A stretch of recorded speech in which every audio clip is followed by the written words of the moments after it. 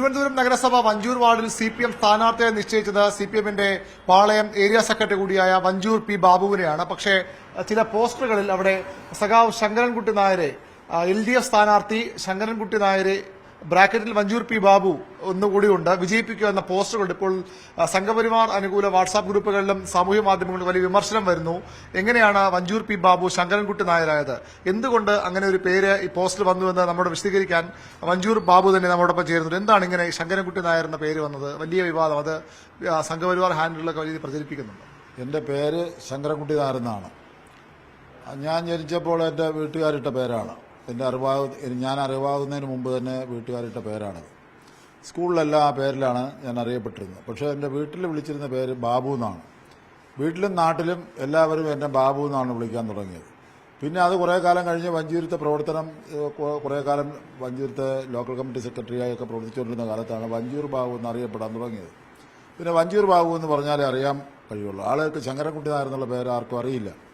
ഞാൻ വഞ്ചൂർ ബാബു എന്നുള്ള പേരിൽ തന്നെയാണ് അവിടെ അറിയപ്പെട്ടതും. പാർട്ടി സെക്രട്ടറി ആയിരുന്നപ്പോഴും പാർട്ടി പ്രവർത്തനത്തിലും എല്ലാം അങ്ങനെയായിരുന്നു. ഒരിക്കലും ഒരു തെരഞ്ഞെടുപ്പിൽ മത്സരിക്കേണ്ടി വരും എന്നുള്ള കാര്യത്തെക്കുറിച്ച് എനിക്കറിവില്ലായിരുന്നു. അന്ന് തെരഞ്ഞെടുപ്പിൽ ആദ്യം ഞാൻ മത്സരിക്കുമ്പോൾ 2015-20 കാലഘട്ടത്തിൽ അങ്ങനെ മത്സരിക്കുമ്പോൾ ഞാൻ അവിടെ ചുവരിലെല്ലാം വഞ്ചൂർ ബാബു എന്നാണ് എഴുതിയത്. പക്ഷേ എഴുതി നോമിനേഷൻ സമർപ്പിക്കാൻ വേണ്ടി ചെന്നപ്പോഴാണ് അറിയുന്നത് വഞ്ചൂർ ബാബു എന്നല്ല, നിങ്ങൾ ഇതിലെ വോട്ടർ പട്ടികയിലെ പേര് മാത്രമേ അതിൽ വയ്ക്കാൻ കഴിയുള്ളൂ എന്ന് പറഞ്ഞതിൻ്റെ അടിസ്ഥാനത്തിൽ വലിയ പ്രയാസപ്പെട്ടു വന്നു. അന്ന് പിന്നെ ഞങ്ങൾ ചുവരെഴുതിയതിൻ്റെയൊക്കെ അടിയിൽ ശങ്കരൻകുട്ടി നായർ ബ്രാക്കറ്റിൽ കൊടുക്കേണ്ടി വന്നു. ചിലടത്ത് ശങ്കരൻകുട്ടി വഞ്ചൂർ ബാബു ബ്രാക്കറ്റിൽ കൊടുക്കേണ്ടി വന്നു. അങ്ങനെ തെരഞ്ഞെടുപ്പ് കമ്മീഷൻ്റെ അടുത്തൊക്കെ ബന്ധപ്പെട്ട ആളുകൾ സംസാരിച്ചതിൻ്റെ അടിസ്ഥാനത്തിൽ ഏതായാലും വഞ്ചൂർ ബാബു എന്നുള്ള പേര് കൂടി അതിൻ്റെ കൂടെ ആഡ് ചെയ്ത് ബ്രാക്കറ്റിൽ കൊടുത്തുകൊണ്ട് ശങ്കരൻകുട്ടി നായർ എന്ന പേരിൽ ആണ് എന്നെ മത്സരിക്കാൻ വേണ്ടി അനുവാദം തന്നത്. അങ്ങനെ മത്സരിച്ചതിൻ്റെ ഫലമായി പിന്നെ കുറേ ആളുകളെ രണ്ടാമതെനിക്ക് ബോധ്യപ്പെടുത്തേണ്ടതായിട്ട് വന്നു. ആ അബദ്ധം ഇനി പറ്റാതിരിക്കുന്നതിലേക്ക് വേണ്ടി തന്നെ ആദ്യമേ വഞ്ചൂർ ബാബു എന്നും ശങ്കരൻകുട്ടി നായർ എന്നുള്ള പേരും കൂടി വെച്ചുകൊണ്ടാണ് ഇപ്പോൾ തെരഞ്ഞെടുപ്പിൽ മത്സരിക്കുന്നത്. നോമിനേഷൻ കൊടുക്കാൻ സമയമാകുമ്പോൾ ഈ പ്രവർത്തനങ്ങളെല്ലാം പൂർത്തിയാക്കിയിട്ട് ചെല്ലുമ്പോൾ അവരനുവദിച്ചില്ല എങ്കിൽ പിന്നെ ഞാൻ വീണ്ടും ഒന്നേന്ന് തന്നെ വീടുകൾ തോറും കയറി ഇറങ്ങി പറയേണ്ടതായിട്ട് വരും. അതുകൊണ്ട് അങ്ങനെ അല്ല എന്നുള്ള കാര്യം ആദ്യമേ ബോധ്യപ്പെടുത്തുന്നതിലേക്ക് വേണ്ടിയിട്ടാണ് ഇത് ചെയ്തത്. അതിനെ പലതരത്തിലും പലരും വ്യാഖ്യാനിക്കുന്നു. സംഘപരിവാർ പറയുന്നത് ഇപ്പോൾ ഈ തെരഞ്ഞെടുപ്പ് അടുത്തപ്പോൾ നായർ വോട്ടുകൾ സമാഹരിക്കാൻ വേണ്ടിയാണ് ഈ ശങ്കരൻകുട്ടി നായർ എന്ന പേരൊക്കെ മുന്നോട്ട് വയ്ക്കുന്നതെന്നാണ്. ഇലക്ഷൻ എടുക്കുമ്പോൾ എല്ലാ മതേതരത്വവും ഒക്കെ മറക്കുന്നു CPM എന്ന ആരോപണമാണ് ഉന്നയിക്കുന്നത്. വഞ്ചൂർ വാർഡിന്റെ ഭൂമിശാസ്ത്രവും അവിടുത്തെ ജനങ്ങളുടെ പൾസും അറിഞ്ഞുകൂടാത്ത വർത്തമാനം പറയുന്നവരാണ്. ഞാൻ 50 വർഷമായി വഞ്ചൂർ വാർഡിൽ നിന്ന് പ്രവർത്തിക്കുന്ന ആളാണ്. അവിടെ ഭൂരിപക്ഷം പേര് നായർ കമ്മ്യൂണിറ്റി ഒരു വലിയ സംഘമാണ്. പക്ഷെ അതിനേക്കാളും കൂടുതലായി ഹിന്ദു വിഭാഗത്തിൽപ്പെട്ട മറ്റ് സാമുദായ സംഘടനകൾ ആളുകളുണ്ട് അവിടെ.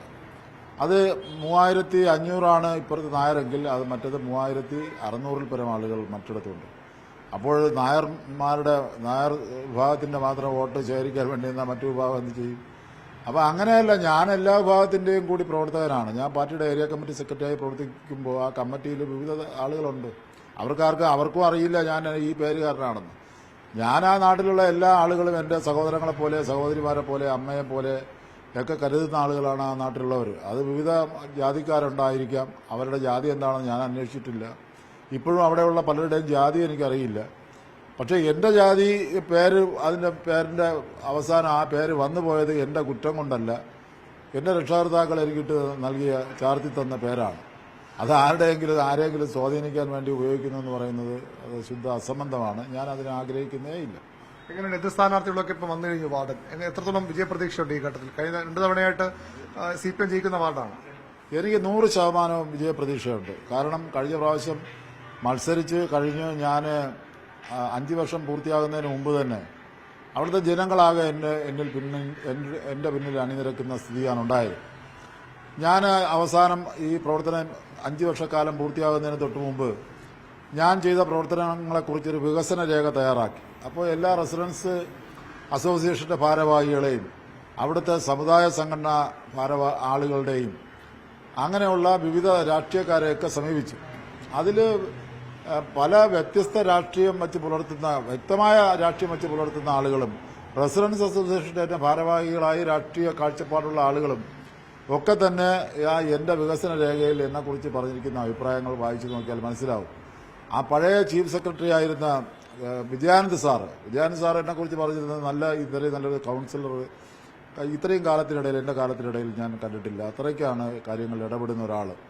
അങ്ങനെ എല്ലാ റെസിഡൻസ് അസോസിയേഷൻ്റെയും ഭാരവാഹികൾ എന്നെക്കുറിച്ച് പറഞ്ഞിട്ടുള്ളത് അങ്ങനെയാണ്. കാരണം എൻ്റെ പ്രവർത്തനങ്ങൾ അവർ അനുഭവത്തിൽ കൂടെ കണ്ടറിഞ്ഞപ്പോഴത്തേക്കാണ് അവർക്ക് മനസ്സിലായതും പഴയതും രണ്ടും തമ്മിൽ അവർ തിരിച്ചറിയാൻ വേണ്ടി അവർക്ക് മനസ്സിലാക്കാനുള്ള ഒരു അവസരം ലഭിച്ചു.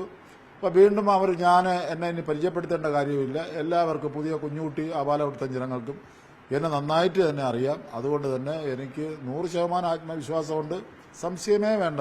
അപ്പോൾ ഞാൻ മുമ്പത്തെ കാലമൊക്കെ വലിയ ഭൂരിപക്ഷത്തിലൂടെ ജയിക്കും എന്നുള്ള സംശയം. അതുതന്നെയാണ്. ഏത് സാഹചര്യത്തിലാണ് ഈ ശങ്കരൻകുട്ടി നായർ എന്ന പേര്, മഞ്ജൂർ പി ബാബു എന്ന പേരാണ് എല്ലാവർക്കും അറിയാവുന്നത്, എന്തുകൊണ്ടാണ് ഔദ്യോഗിക രേഖകളിലെ പേര് കൂടി വെക്കേണ്ടി വന്നതെന്ന വിശദീകരണമാണ് അദ്ദേഹം നൽകിയത്. ഇപ്പോഴും വലിയ ഭൂരിപക്ഷത്തിൽ ജയിക്കുമെന്ന ആത്മവിശ്വാസവും മഞ്ജൂർ പി ബാബു പ്രകടിപ്പിക്കുന്നുണ്ട്.